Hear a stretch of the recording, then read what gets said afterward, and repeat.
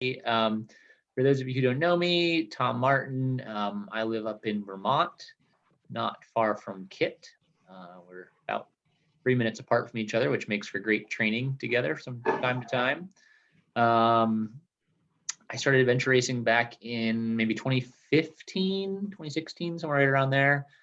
The local club here is the GMARA, the Green Mountain Adventure Racing Association.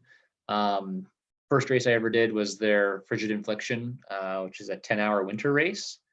Let's see here, how can I describe my very first few minutes of adventure racing? Didn't really know how to use a map, barely knew how to use a compass. It was about 5 degrees out. We started at 5 in the morning. It was dark.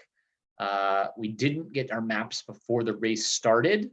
So we ran about a mile down the road, got the maps.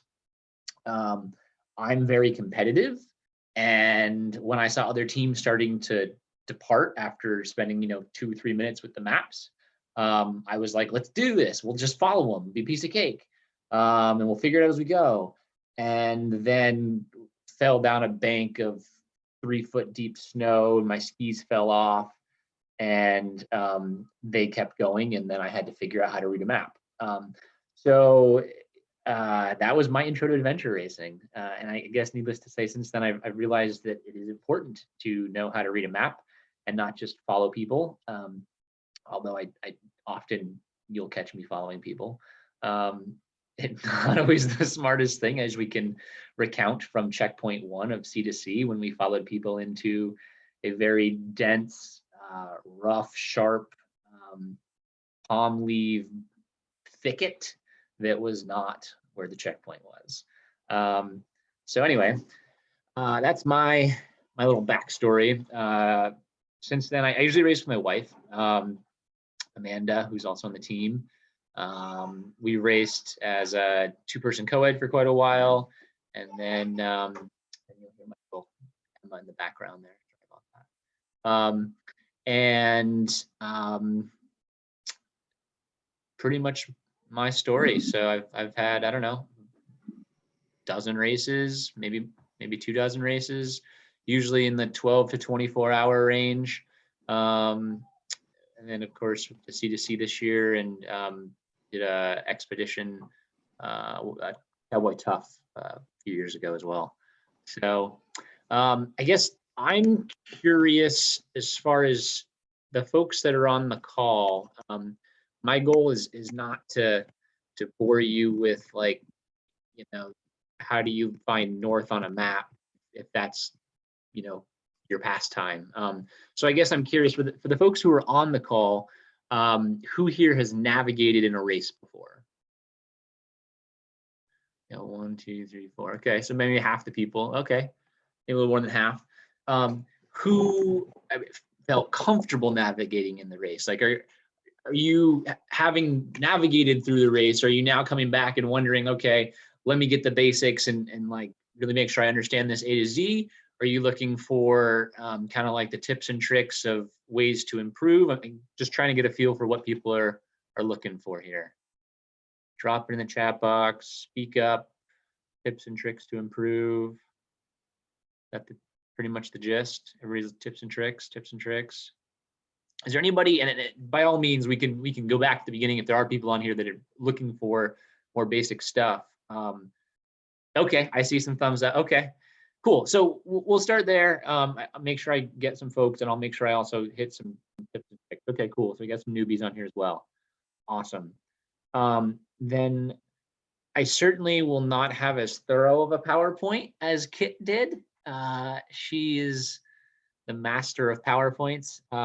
But I did put something together to try to like keep me on track here, because I like to go on tangents and I'm not kept on track. So I guess if I can share my screen, and then I will share that. Oh, host disabled participant screen sharing. Uno momento. I'm the host now. How exciting. Okay. Let's see, can I share everything?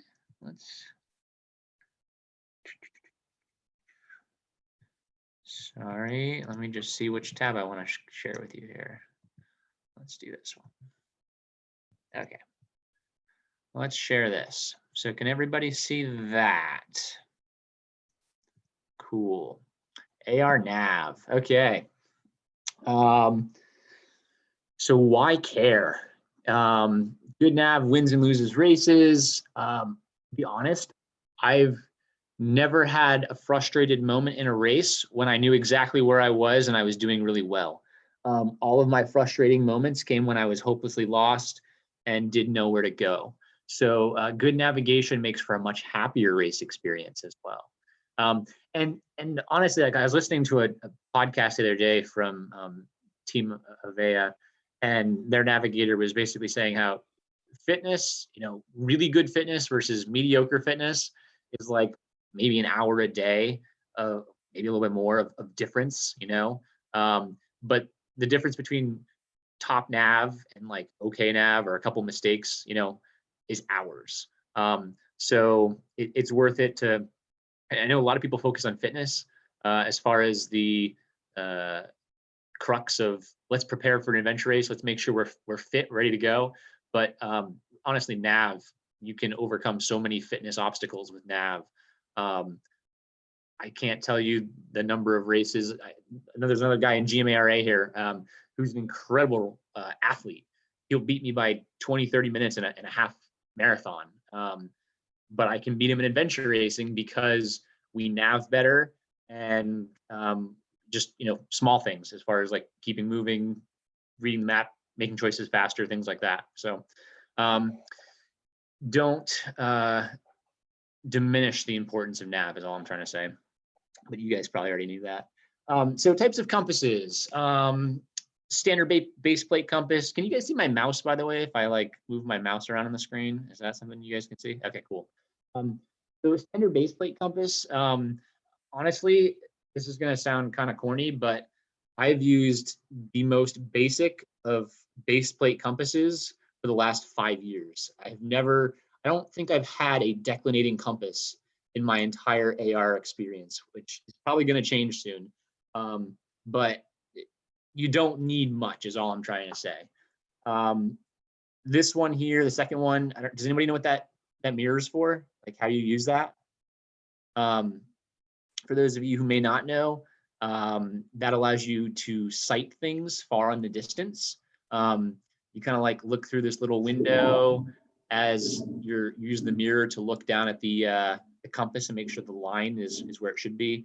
And that way you can sight things far off into the distance and get a really good straight line to where you need to go. Tom, I always use that before I get into TA to make sure I look good. Or you could do that.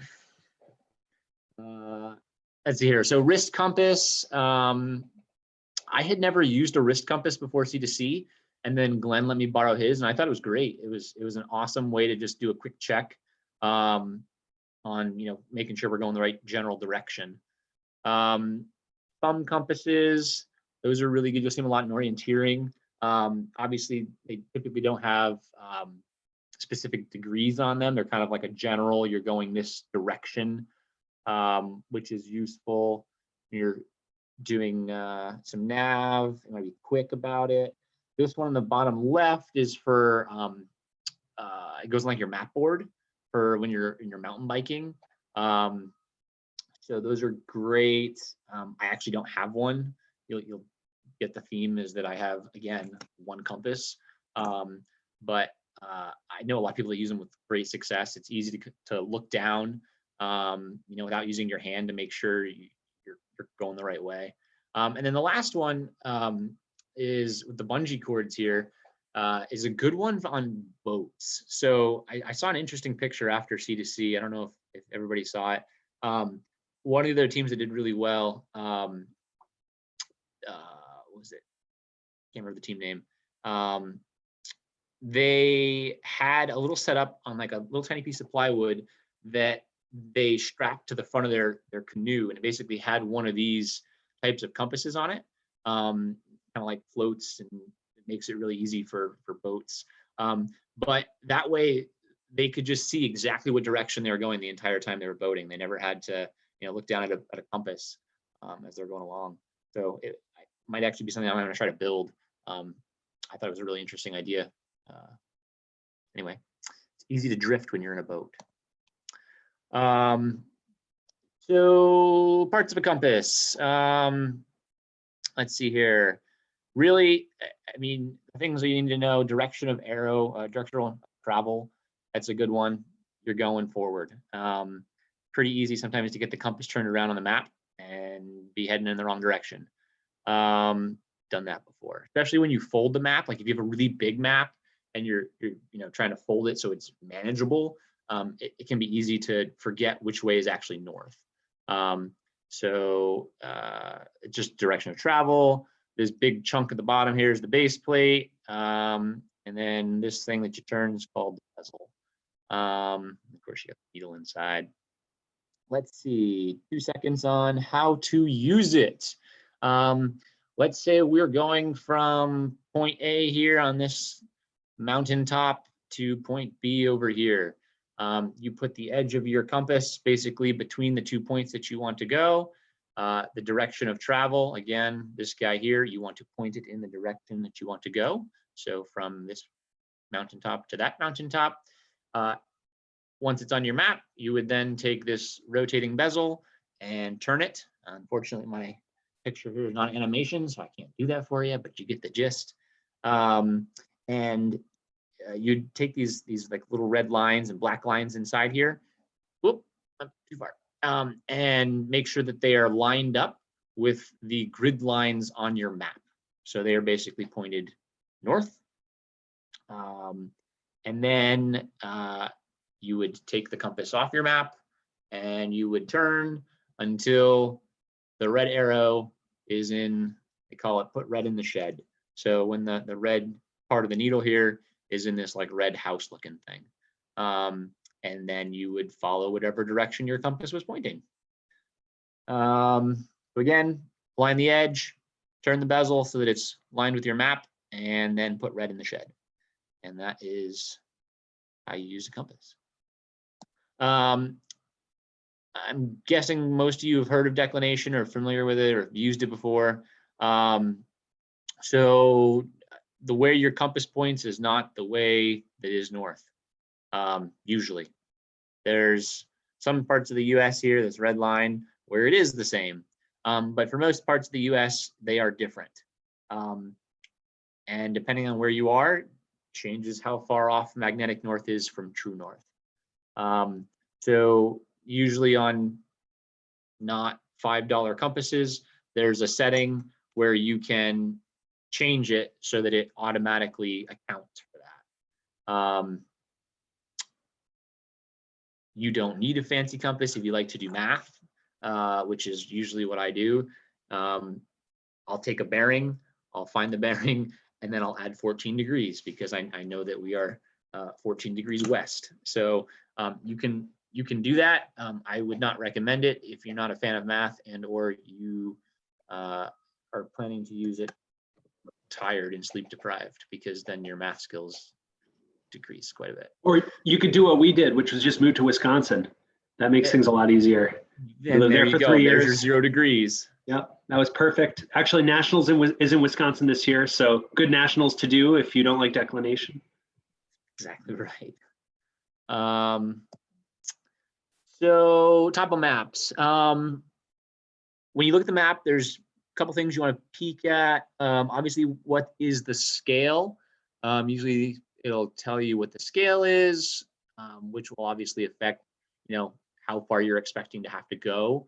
And then, because like an inch on a map on a 1 to 24,000 is going to be a lot less distance than a 1 inch on a 1 to 100,000 or usually 1 to 50,000 scale map. So check the scale. That'll help you decide basically how far you think you might be going.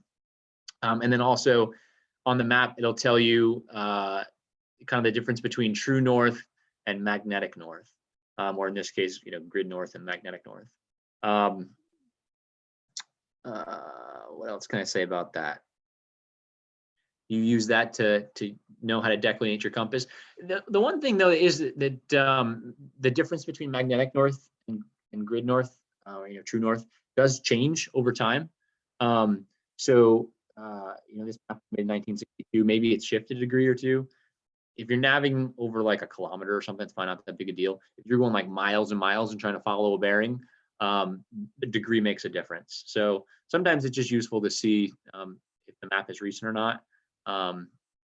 Obviously, in the middle of an adventure race, you probably wouldn't have a chance to like look up the, how degrees have changed since 1962. But if you were ever out just like practicing on your own and wanted to know how things have changed over time, it might be worth looking up. So does that make sense? Any questions? I can't see everybody's face actually. And let me see here, show grid video. No, I can't see everybody. So if something doesn't make sense, I think if you put it in the chat box, it'll still pop up on my screen. So if there's something more that you want me to talk about, maybe just stick it in the chat and then I'll try to hit on it. So maps. Okay, there's the chat. I'll pull this up separately. Okay. So maps, they can be a little confusing to look at if you've never looked at a topo before. I know that most people on here have seen them. I know some people. Oh, is the magnetic angle on the map the actual angle? So the magnetic angle is what your compass will point to. So is it the actual angle? It is the actual angle your compass will point to. It's not the angle you want to go, if that makes sense. Like if you wanted to go straight north, let me back up here. Glenn answered yes. So if you want to go straight north, you will follow.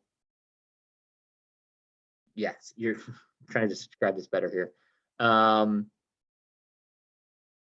You're trying to go north. Let's pretend if your compass is declinated, then yes, you would follow basically whatever magnetic north is if your compass has been declinated already. I don't know if that made sense.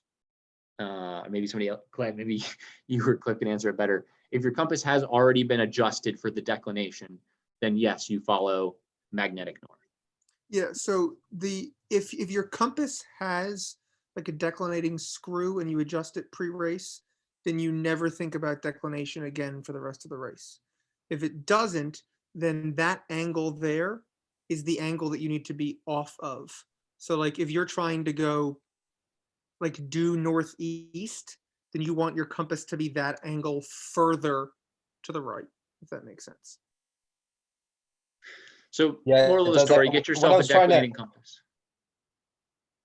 Yeah, I was just wondering if you could use that magnetic north line on the map itself. If you laid down your needle and aligned it with the magnetic north arrow, is that accurate?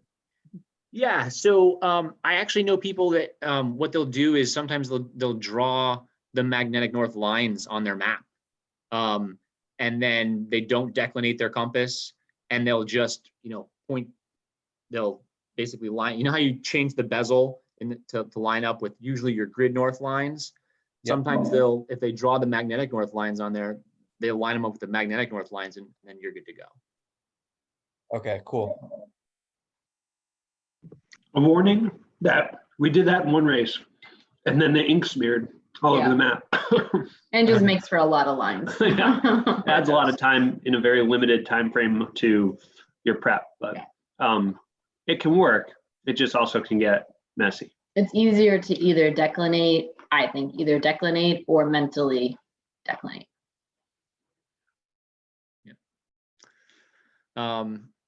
So interpreting of the maps, again, it can be kind of confusing when you first look at topo maps. What you just need to think about is every line is the same elevation. So one way to think about it is just like slicing something. Take your mountaintop and you slice it up, and everywhere you see the line is the same elevation. And they're just different slices of your mountain. Oh, thanks, Glenn, for putting the photo of the MRC. That's right. So just real quick, interpreting some maps. So I shouldn't say obviously, because if you're newbie, this maybe is not obvious. when lines are close together, things are steeper. Elevation changes faster. So like in this top one here, the lines are very far apart. You have to go very far to get from 200 to 300 feet or meters, whatever this is in. So it's a very gradual slope. This one on the bottom, 200 to 300 is very close together. So it's much steeper, basically all that's saying. So when you see lines and they're close together, it's steep. When you see things that are farther apart, it's less steep.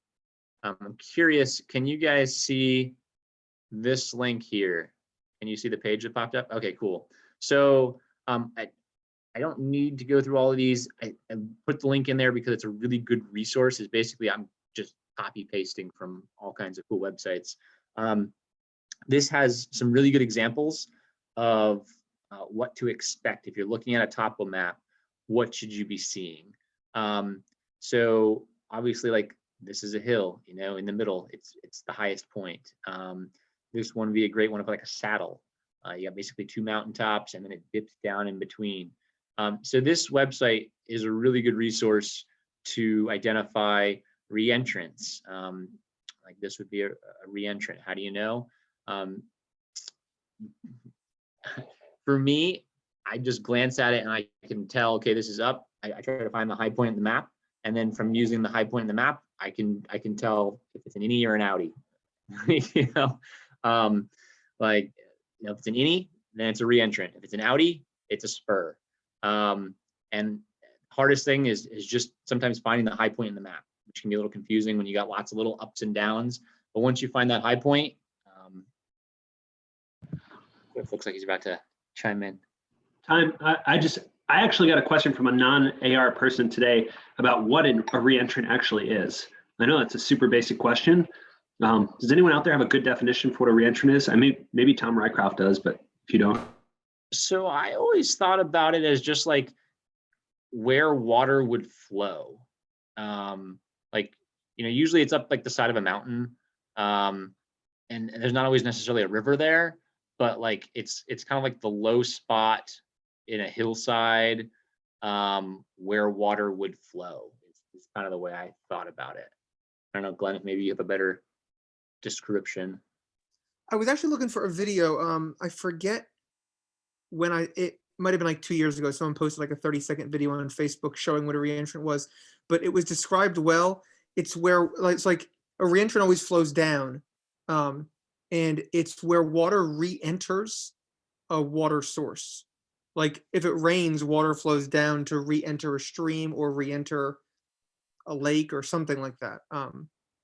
Yeah. Yeah. I I had this thing here. What was it? It was, so we just put on a little orienteering event here in Vermont, and I had put together a little how-to guide for people on a couple things. Oh, here we go. So I made this little thing for people. I'm guessing you can see this on your screen.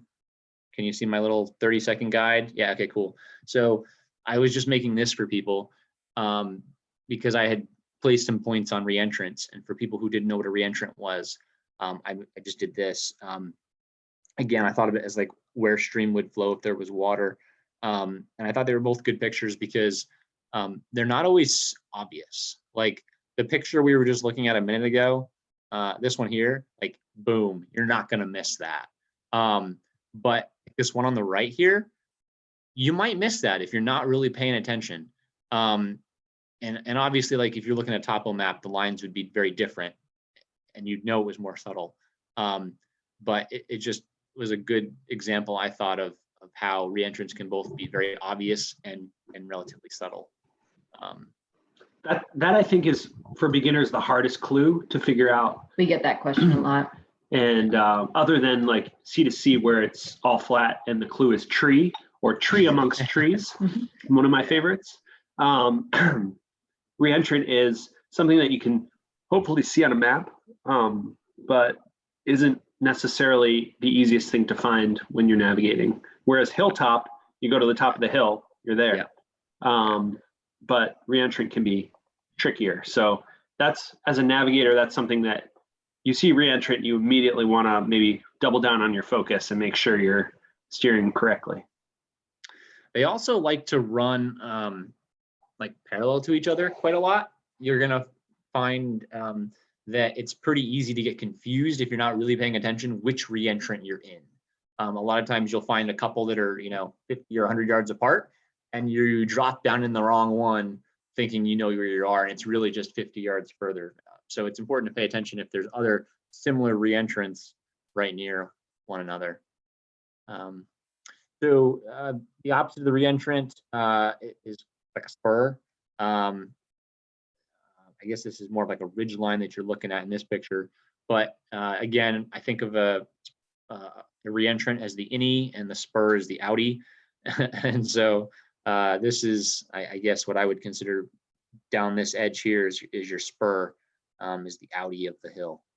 And you can see how it kind of just contours off there. Let's see. Yeah, so again, I left this here. Oh yeah, here's an example of a whole bunch of reentrants right next to each other that, again, if you're not paying attention, I mean, these are massive, but you can get confused. Are you dropping down in this one? Are you dropping down in this one or here? So just pay attention to your map. And I'm not going to go through all these right now, but I think they're definitely worth, if anybody wants to kind of hone their skills on what to look at on a map, this is a good website for it. One quick one. Yeah, Sorry, really quickly. That bottom thing you were looking at, that was a depression, correct? it was. another- Yeah. That's another really confusing term. So yeah, and it looks oftentimes like a little knoll or something, because you see the line and you think, oh, it must go up there, but then Right. usually it's got the inward lines. Like, I don't know if you can Little zoom in hash on this. marks. Yeah. Yeah. All the little hash marks there tell you that it goes down as a depression.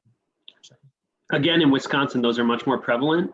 And so anyone going to nationals, definitely study your depressions versus your hills, because they look the same on the map, but the depression, like Tom said, has little hash marks all on the rim of it. That gives you an idea that you're going to be looking for a pit or a hole rather than a hilltop. But that's another confusing one if you're not familiar with seeing those in the East Coast. oh, and then and very similarly to the depression, how the depression has those hash marks, a cliff often will have bold hash marks or lines, and let you know that it's about to drop off. So that's another thing you can keep an eye out for. Let's see here. The tab at the top is not letting me go back. Hold on. There we go. Okay. Oh no, I just closed my PowerPoint. All right, hold on. Technology. Let's see. Okay. So real quick, pop quiz. I stole this off virtualorienteering.org, which for those of you who don't know is an awesome resource. We rank these highest to lowest. I know Glenn's fast. He holds some records on that website.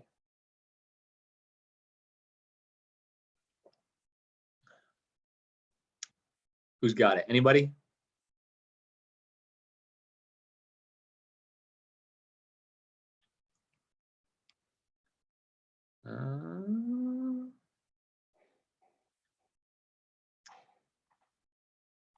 Somebody shout out the highest. Or type it. Who's got? Yes, thank you. B. What's up next? Ah, yes. Okay, so just as a quick reference, I mean, you got this big kind of plateau, flat area right here, which just so happens to be basically the same place that A is sitting, right? So this big flat plateau. From here, you got to go up 1, 2, 3 lines to hit to B. You got to go up 1, 2 lines to hit to E. 1 line to C. And then, so obviously B's the highest, E's next, C's next, A is kind of, again, that plateau where you're at. You drop 1 line to get down to D, and you got to drop down 3 lines to get to F. So F would be the lowest in this case. before I even started counting lines to figure out what was highest, what was lowest, I just did a sanity check because instinctually it would make sense that B, these lines that you're seeing are hilltops, but maybe it goes the other way and these are actually going down. So before I even started looking at that, I just did a quick check and I saw that this said 320 and this said 300. So I knew that we were going up, up, up in this direction here. So that was just my quick sanity check. So yeah, good job to everybody who participated. Yay, participation. You thought you were just going to sit here and listen to me, didn't you? Pop quiz number 2. Again, shamelessly stealing these from virtualorienteering.org. Highly recommend for anybody who wants to practice. There's like hundreds of exercises there. They're super useful. Can you match the peaks?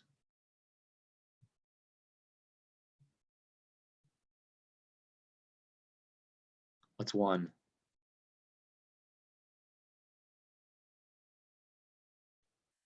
What do you got? One?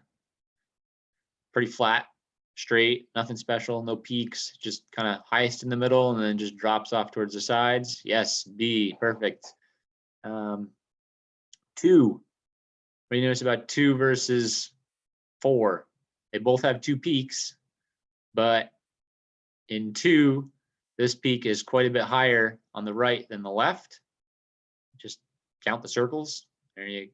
So 2, I would actually argue 2 is C. If you look at that, yeah, Kate's kind of, because I'm looking at 4 here. You see how many circles there are? To me, this is a very steep hill. You get a lot of, very similarly height-wise, very steep. 2 is deep. Sorry? No, I think, yeah, we're saying 2 is a weird one. You know I what? think I it's didn't D. actually copy all of the. I was gonna pictures. say, it doesn't look like it exists. Yep, that must be what it Maybe is. D, if anything, if only if like the D was like slightly lower. You're right. Sorry, because C is pretty flat at the top there. So that wouldn't have actually made sense. You're right. Trick question. Trick question. So 5 is probably C, because you see how it's a peak and then drops off and it's pretty flat here. So 5 could be C. We talked about 4, how it's pretty steep on each peak, probably A. And then 3, you see how it's kind of like highest on the left side, drops towards the right.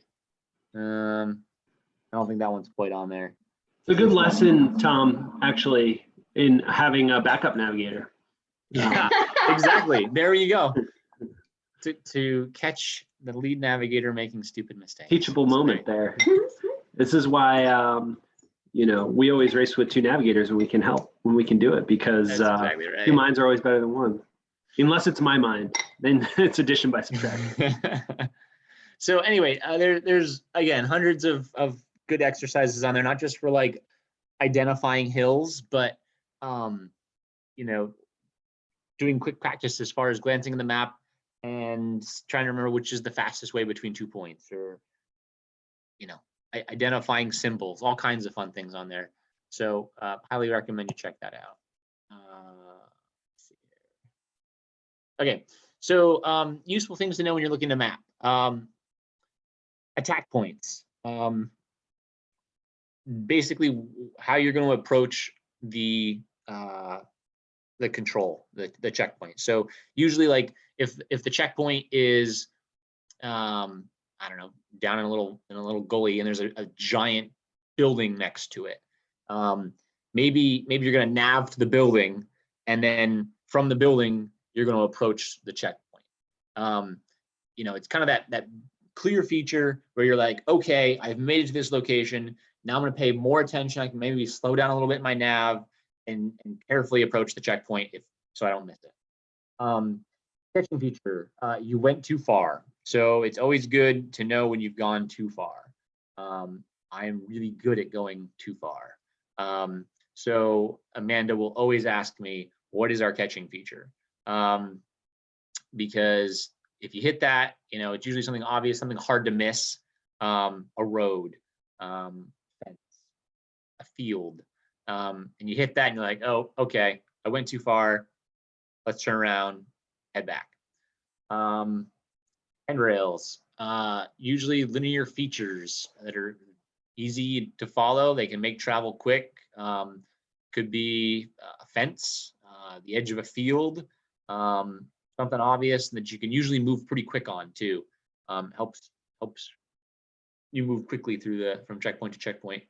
Collecting features, things you check off along the way. So this is another good one to help keep your team engaged too.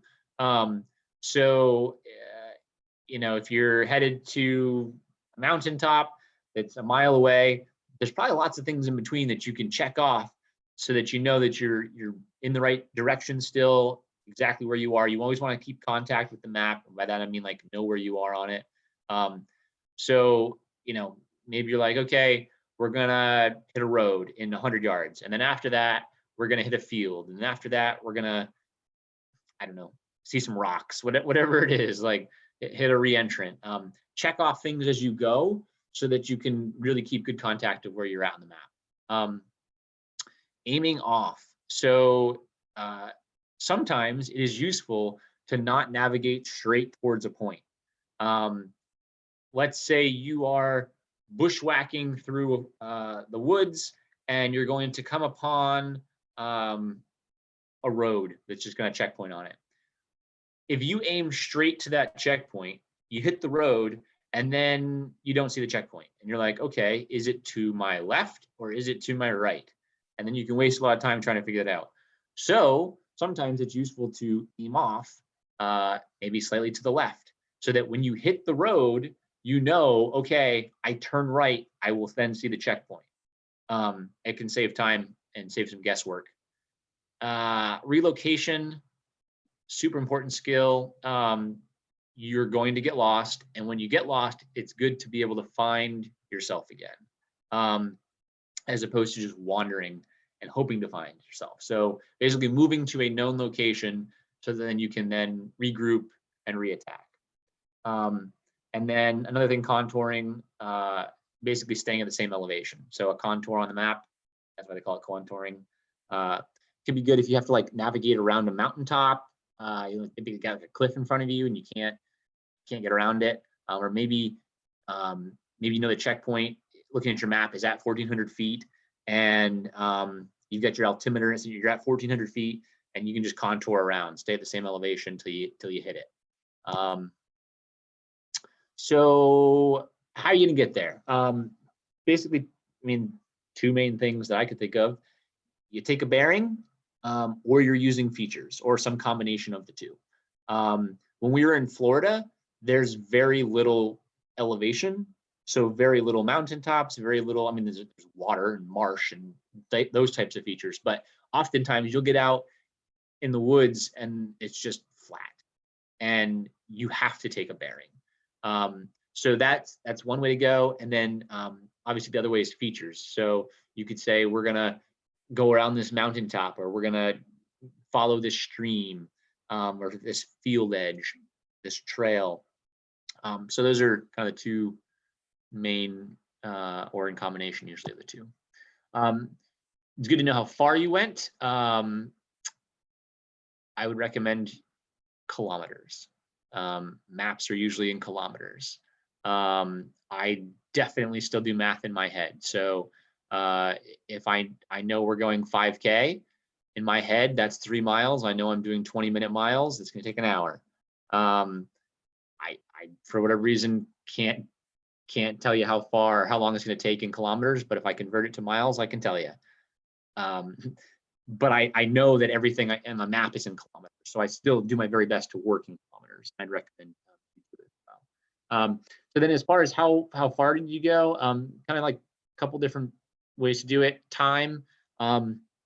Kit, I think Glenn as well. You guys like to do actual time. Set a timer on your watch.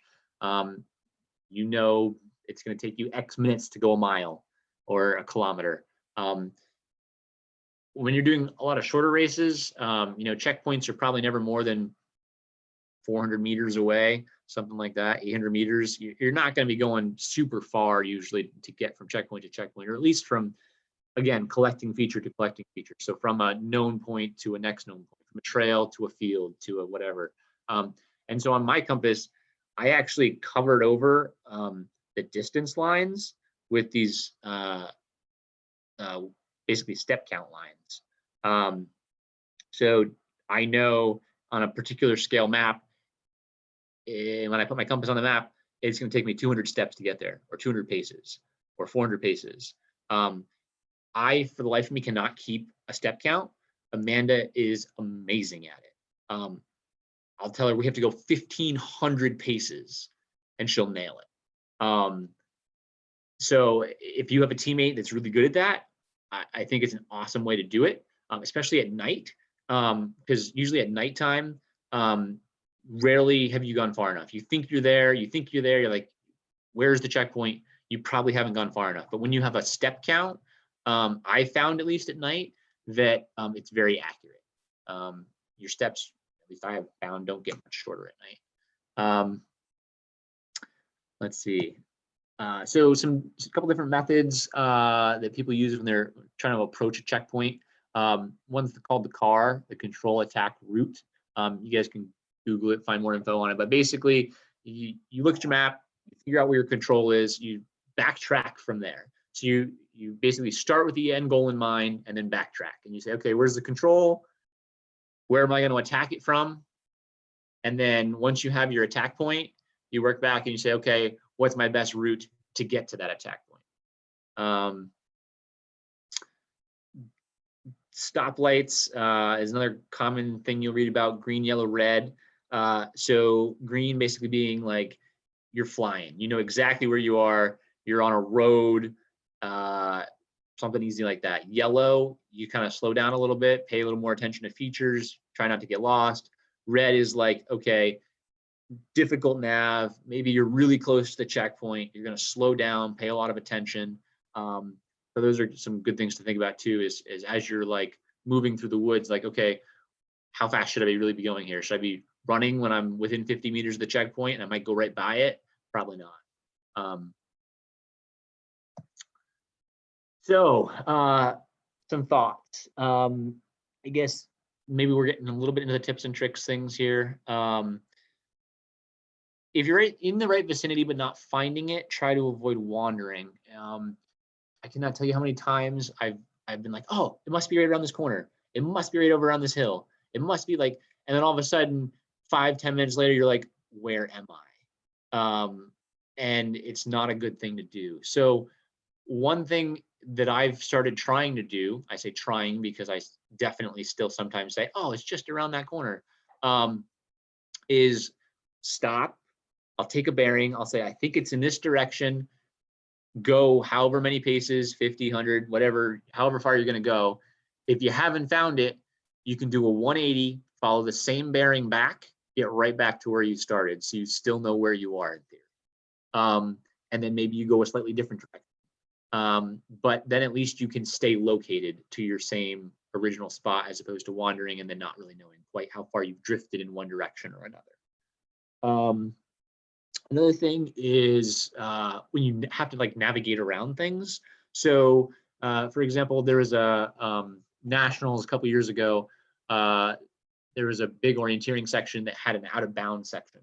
And I had basically to go straight through it to get to the next checkpoint. So me and my infinite wisdom, I was like, oh, I'm just going to wander a little bit to the left, go around it, and then wander a little bit back to the right. And I did not wander back the right amount and was totally lost. So one thing that I've learned and would recommend you might want to do is when you get to that spot where you're like, okay, I have to go around this thing. If there's no like trail or whatever you can follow, or no obvious feature, aim off 45 degrees from wherever you're going. You go however far, 100 yards, 100 steps, whatever your distance is. Then, of course, you would continue straight in the direction you were going, and then you would aim 45 degrees back in the other direction and follow that the same distance you did in the beginning, if that makes sense. So like, if you're thinking about these 3 arrows here, you were going, let's just say west to east, left to right, you aim 45 degrees up this way, you go a certain distance, you go east, and then you aim 45 degrees and you come back the same distance. And that's a great way to make sure that you're, in theory, on the same path that you were when you started trying to go around that, whatever it is, out of bounds, object, whatever it might be.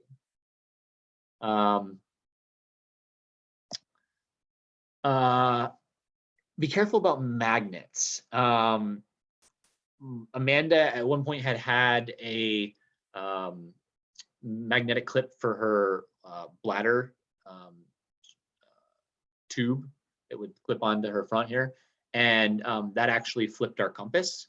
And so all of a sudden we started navigating them backwards. And so I'd just say be careful about magnets. Kit had a situation where she was navigating under power lines, and the power lines really messed with her compass. So be careful about power lines. They can interfere. Scale for steps. I don't know what I meant by that. Forget that comment. In case you're running with a bunch of giants or short people, maybe their steps are. Oh, maybe I was thinking about just the idea of like practicing it beforehand. So in the sense that like your scale changes depending on what you're running on. I guess this is the same thing for time. Like if you're running on a road, go out and practice and say, okay, how many paces am I going to get for a kilometer on a road? How many paces am I going to get for a kilometer in the woods? Thick woods, uphill, downhill. It changes, and it's worth just kind of keeping a mental note of how that changes for you. The other thing is just keeping others engaged. If you're the navigator on the team, one of the biggest things you can do is keep your team involved with the navigation, both to keep the team motivated, and as you saw from my mountain matching escapade, to keep and avoid mistakes. You can get somebody who is a step time counter. You can get somebody who's keeping an eye on the elevation. You can get people to tell them basically, this is what should we be expecting next. So we're going to go 400 paces. We're going to turn right on this road. We should see a big pond on our left, and then, I don't know, take a right. The idea is that by keeping everybody engaged, maybe you won't blow by that pond you were expecting to see. Sometimes you can get distracted, not even see it, and just keep right going. So it keeps people engaged and keeps morale actually higher, I personally find, if you can keep everybody engaged. So be very hesitant to take shortcuts. I say that in the context that I know it's the best thing to do. I do not say it in the context that's it's a rule I always follow. I really like shortcuts, but rarely are they a good idea. The good rule of thumb is probably that bushwhacking is at least 3 times slower than trails if you're on foot, and probably 6 times slower if you're with a bike. Also, nighttime, extra dangerous. If you can follow something at night, like a road or trail where you know where you are, you're leaps and bounds ahead of potentially getting lost bushwhacking at night. And then I guess as you go through different practices, you're looking at those maps online, you're planning a route in a race, definitely consider what is an easier approach to various points. When I'm looking at a loop, sometimes it's like an obvious, like, oh, we go clockwise or counterclockwise, and it just makes sense. But it's like, okay, well, which way might be easier? Like if one has a super steep hill, you're probably going to want to come down that as opposed to going up that. So just things like that. Going up a steep hill is really hard. So just keep those things in mind as you're trying to plan out your route. So this is the actual course we just did the other day, and I'm just checking on time, 8:54. So this is the course we did the other day. It was just like a snowshoe post hole kind of course. And I tried to design it in a way that made no very obvious like loop. You know, I wanted people to have to make decisions. And I think it's a really interesting exercise for anybody who wants to just kind of like, you know, brainstorm how they would approach this. Because there's lots of opportunities for where you turn off. The crux of it kind of being this H and R in the middle, because you know the outer points make a really decent loop, but then it's like, okay, do you cut here? Do you get both of them and try to cross over? There's just it's just an interesting thing. So if you're always just looking to kind of think about those things, it's just an interesting picture to look at. And there's some interesting things to discuss. Like today when we were out there cleaning up the course, we were just nabbing with some other people, and one of the guys who were nabbing, we were at I, and he was trying to get to Q. And so in his mind, the easiest thing to do would probably be to follow the trail. So you hit back to this junction, and then you're right at the top of this stream reentrant, and you can just follow that down to Q.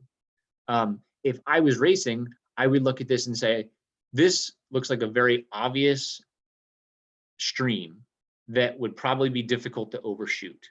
And so while I wouldn't want to aim straight to Q because I might come in low and then have to climb back up to it, I would probably take a bearing slightly off, again, aiming off, maybe to this area over here, skip the out on the trail and just go straight this direction and then follow whatever left down to Q. So, you know, some things like that you can kind of think about. You know, when do you want to cut off a trail? You know, if you were, I don't know, going from J to K, it might make sense to follow the trail around. It's a lot of extra distance, but especially in winter when you've got snow and a steep hill, it's worth considering following the trail around, even though it's extra distance. So, you know, I'd say just pick up maps if you're looking to learn, practice ideas, think about how you might approach something, and then ask somebody and say, hey, like, what do you think about this? Would this be a good way to approach a course? And see if people have other ideas for you. And I'm always happy to like do that. You know, if you've got a map you're curious about, ask and I'll answer my thoughts. And then, so this is kind of just recap on some of the things I linked to today, and then some other things. So virtual orienteering, that's the one that had the mountaintops that we looked at. It's an awesome resource. Orienteer.co. So this is honestly like the coolest thing if you haven't used it already. Basically, you can use your phone as like a passport. So you can set yourself a course, and then you basically can go out and nav, and your phone will tell you if you've gotten to the right spot. Basically, you can use it as a passport. So I would highly recommend, like, the best thing you can do is just get yourself out in the woods. And obviously it's kind of a pain in the butt to go and like set checkpoints or have a friend set checkpoints and try to nav to them. This is great. Drop them from the sky, go out, try to nav and improve your navigation. That's really the best way to do it, is just getting out and doing it. Mark has a Squiggly Lines book. If you guys haven't read it, it's a good one. Lots of examples in that book. Attackpoint.org, I put that on there just because there's a lot of really great discussion that goes on that website. And the other one I actually probably should have added on this and I didn't, was the Adventure Racing discussion group on Facebook, in addition to obviously the club Facebook group.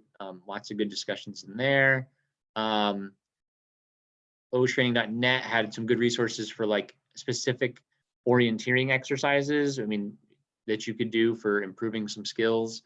And then again, in the theme of just getting out and doing it, local orienteering clubs, I think a lot of people here in the Northeast probably have heard of NEOC, it's a New England Orienteering Club, I think.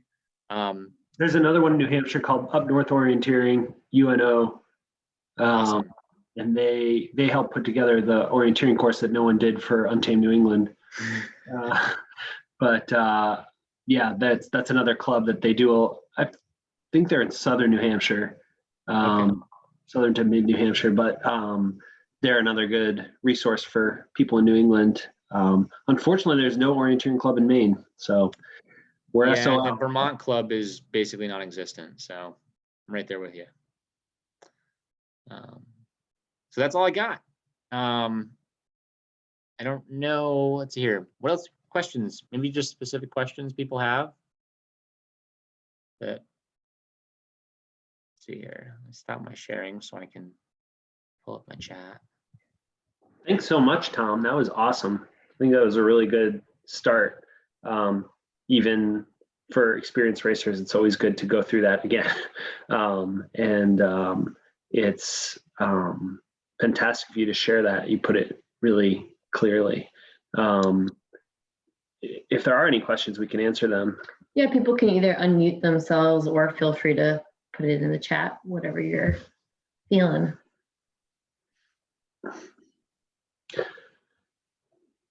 So, Oh, sorry, Cliff. I please. just had a tip. Tom mentioned something, and it reminded me of a really helpful tip, and that's that the best navigators are the best at getting themselves unlost as quickly as possible. So, like, I try when I'm racing to always be able to tell you like where I am within like a 50-meter circle on the map. I know that's kind of intense. That's really zoomed in. But one of the biggest tips you can do is to like almost get lost and then figure out where you are based on the terrain around you. Like that awesome visual Tom was showing where like you were going from that like what like I to Q you were saying, Tom? Oh, on There at the very local, end. yeah.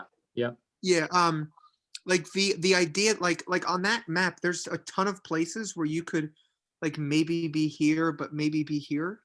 So it's just it's really helpful to anytime you find yourself not where you're supposed to be to see if you can figure out where you are without having to like wander to the nearest highway and then reorient yourself. But if you can figure out based on like the little subtle things in the terrain, like like this little thing loops over there, so there must be a little flat spot on this hillside.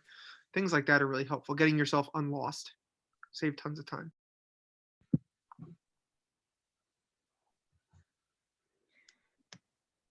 I also recommend there's a lot of great apps for your phone. Like we use Terrain Navigator because that's also the mapping software that we use, but there's a number of other ones where you can be hiking and just, sort of pull up a topo map and then just get really used to looking at like, okay, I'm, here I am sitting in this saddle and I can see like a hilltop over here, a hilltop over there. And I'm looking out into the valley and I can see like hills, over there. So you can start to really get used to matching the terrain that you're seeing to the map features. I think for anybody looking to increase their nav skill, that's a really just important thing to be able to do is what Tom was showing with those kind of three-dimensional features, to be able to look at a two-dimensional map and then be able to look out at your three-dimensional world and say, okay, yes, I can see where all those features are. And I'll add, I think there are 3 skills that maybe Rick can address in the next clinic that are really important to adventure racing. Number 1 is dealing with maps that change scale. That's a huge part of adventure racing where like we'll do all of our general maps at 1 to 24,000 and then our orienteering maps potentially at 1 to 10,000. So you're switching scales. We've seen maps at 1 to 5,000, 1 to 2,500, and we've navigated 1 to 100,000 maps in expedition races. So knowing how fast you're traveling on each of those maps and each of those scales and what shows up on those maps and what doesn't, and how to navigate off all those, whether it's micro nav on 1 to 2,500, where like it's real easy to just blow past checkpoints and be off the map because it's so zoomed in, or 1 to 100,000 where you'll hike for 8 hours and move a half inch on the map. I have no idea if that's accurate. Not exactly, but still pretty close. Why I don't navigate. So that's one of the skills. A second skill is marking up your maps. And Talk about that. Yeah. Yeah. Every navigator has their own preferences, but I know Glenn doesn't mark it at all. Well, good. He won't be Well, giving Rick can that show. Rick discussion. has a system. He can Yeah. maybe show some of those. Rick. I've seen Rick break down an Yeah, expedition that's in an hour. I have a pretty, yeah, I have a system for it, but I know we're up against time here, so I don't want to take Yeah. everybody's. Yeah, maybe you can prepare. Yeah. Build on it. Actually, that'd be awesome to do a deep dive into that for next time. And then the third thing is the most frustrating thing to me when I was trying to navigate and quickly learn to give the maps to Kate because she's much better at this than I am is I expect everything to be on the maps exactly as it is in real life. And the reality is maps are imprecise and or don't show everything you want them to at the scale that you're given. So, you know, you could come across a reentrant that may not even be on the map. And you can see, this is our reentrant. Clearly it's a reentrant. Why isn't it on the map if it's, you know, there? Yeah. And your next reentrant could be twice as big, which would be on the map, which would be another 50 feet if you walk there. But if it's the middle of the night, you won't know that. And so knowing how things look is just a matter of experience to some extent and seeing how it works on maps. And then that's also part of the luck of adventure races. Everyone's dealing with the same set of maps, and you know, you may think or make an educated guess that that's the correct entrant, and the next team may say, this can't be it, let's keep going. And it's just completely based on experience and luck at that point. But it's a skill to learn to read subtleties that could or could not be on the map. And I see we have one more question. I don't know if Tom, you want to deal with that.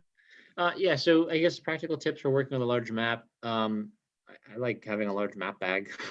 You can get like 11 by 17, usually fits a nice map. And then just obviously like folding it to, sometimes you have to fold it in such a way you got to flip the thing over. It's good when you got in your map bag, you can get two sides you can see it in. So usually as long as you flip it over, you can usually fold the map in half and then you can see both sides of it. I always try, if possible, to fold it in such a way where I can see everything that I need on one side. And I don't know, I can tell you that the very first expedition race I ever did, I thought it was a good idea to save weight by cutting off the parts of the map that you didn't need. And I would recommend you don't do that. Because you will wander off the map and then you will want the part you cut off. So don't cut the map. You can avoid it. We've cut the map, but we've kept the spare parts. Yeah. So you can Keep get the your pieces. navigator. Sometimes Keep the pieces. Usually you'll get 8.5 by 11 or 11 by 17 maps. Occasionally you'll get these mega like 4 foot by 5 foot maps, and then sometimes you really need to cut That's them. fair. Yeah. I've seen Rick use them as blankets. Yeah. Expedition there. It's like a space blanket. Just keep the pieces. That's it. Yeah. Stuff Yes, that's on the altimeter bottom of your watch is great. I'm just reading the comments, sorry. Yep. And we've also got what do you do differently at night for navigation? It's a really good question. I mean, it kind of happens naturally as far as like moving a little bit slower, in the sense that you're probably not going to be seeing as many features of things that you'd want to see during the day. So you have to be more careful, obviously, for like, because you can't see as far, you can't see as much, unless caveat, the checkpoint has reflective tape on it. And then you can see things from super far away that you would not normally be able to see at all. So what I do differently at night. I guess I'd probably try to stay towards like more obvious features, if possible, you know, trails, roads, you know, linear rails, whatever it might be, have a higher value to me at night than during the daytime. Anybody else? Glenn, I don't know what you got. At night, you just have to, so you move slower at night, but you also have to intentionally move slower at night, because it's really hard to get yourself unlost at night. So like when I'm in like a tough section, even in daylight, I find myself walking and not walking that fast, because it's really important that I stay very found on the map at all times. And that's kind of how I treat things at night. Like if I'm moving like across a field from one trail to another, I'll move quickly because I know I'm going to hit this trail. But if I'm looking for detailed stuff, just moving slowly and always making sure you know where you are. I saw someone say it somewhere, maybe it's what Tom said, like moving like knowing where you are is always faster than not knowing where you are. Like even if it means you're walking, at least you're walking in the right direction. I agree with Glenn. I think night nav, you're just making much more conservative choices in general. And it's funny, even things, you just have to think about what you can see at night. Like even sometimes you'll be bushwhacking at night and you'll think, okay, like once we hit this trail, we'll know more or less where we are. And you can just blow right past a trail sometimes at night because it's just not as obvious. So you're just going to want to use bigger features, or also just basically think about what you're able to see. And it's not just at night. I mean, I'll drop like an eco challenge experience we had, which was navigating in the jungle, where like the canopy was so thick that you couldn't see hilltops that you might expect you'd be able to see. So that's, it just depends on, really, it could be nighttime or just other feature or other sort of characteristics of where you're navigating that might make you think more about what features you're going to be using to aim towards. And I wanted to come back to what Tom said.